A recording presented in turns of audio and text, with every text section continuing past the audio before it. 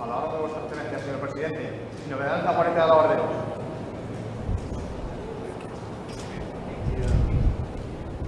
¡Presenten! ¡Armas!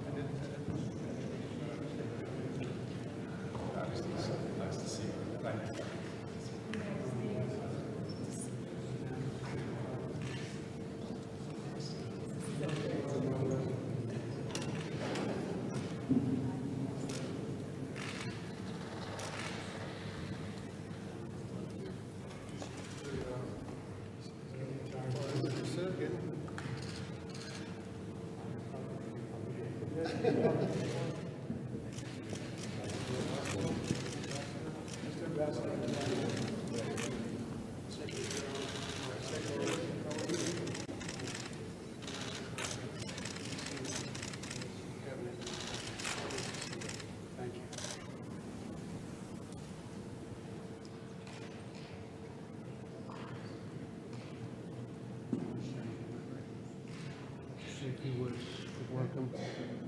Here.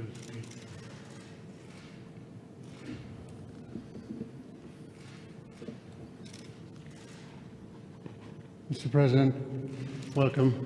Good afternoon, ladies and gentlemen. Muy buenas tardes, señoras y señores. En primer lugar, es un placer para mí decir que es una enorme satisfacción darle la bienvenida a España al presidente de los Estados Unidos, Joseph Biden. Esta es su primera visita a nuestro país como presidente de la gran nación americana, un país que es aliado, que es socio económico y comercial de primer nivel, pero sobre todo es un gran país amigo.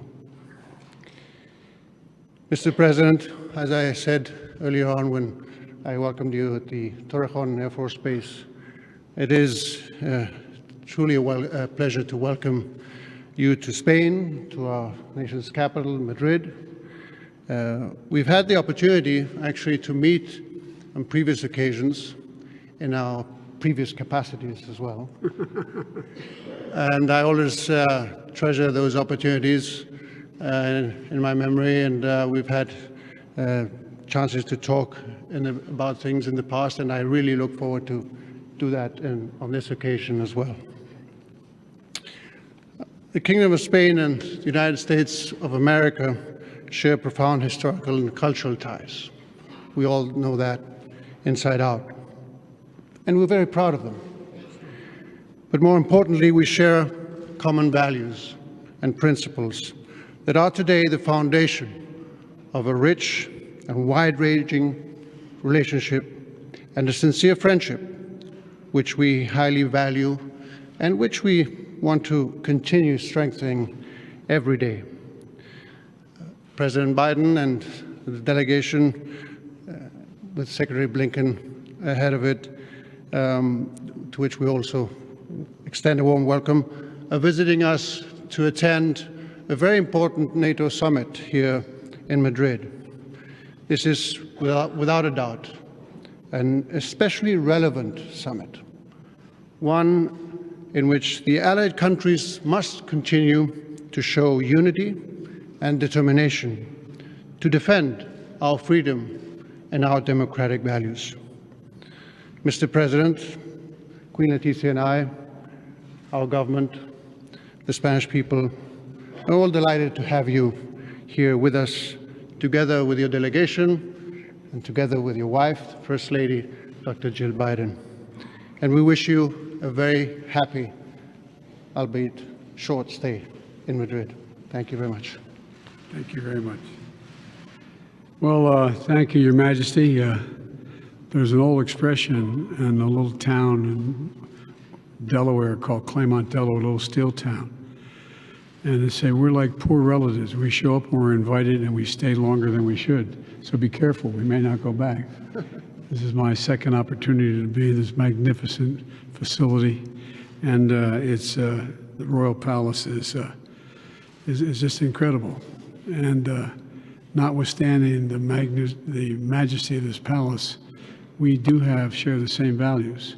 As a matter of fact, some suggest we wouldn't be an independent country right now for you guys some years ago. But I've traveled to Madrid as vice president, and quite frankly, it's wonderful to return here again to discuss consequences of what particularly is happening today in the world.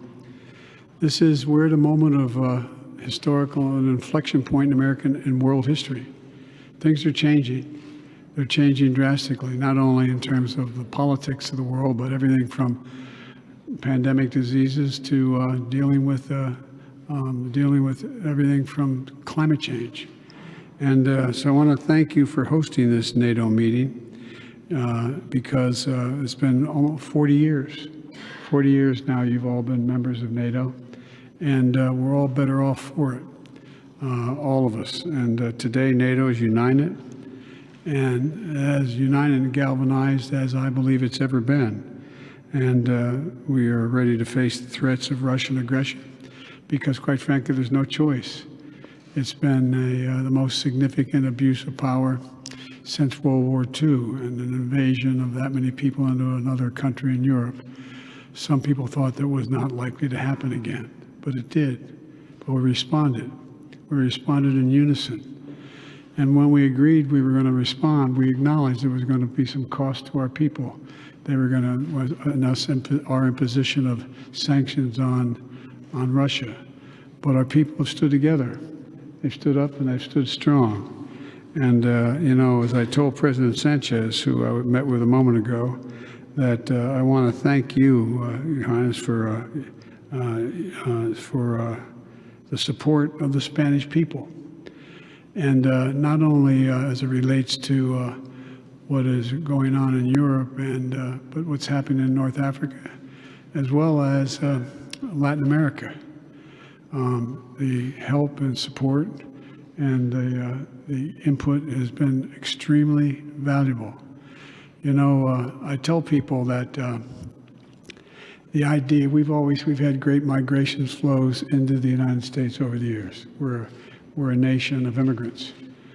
But an interesting statistic, Your Highness, that I think it's 24 out of every 100 students in grade 1 through 12 in America speak Spanish as original language. And so the future of my country depends considerably on the assimilation of a population that is going to have all the same values that we possess and have. And your help in Latin America is also extremely important and look forward to. From here to in Europe to Latin America to the Caribbean to Africa, the partnership between our countries is going to determine a good large part how well things look 10 years from now and 15 years from now.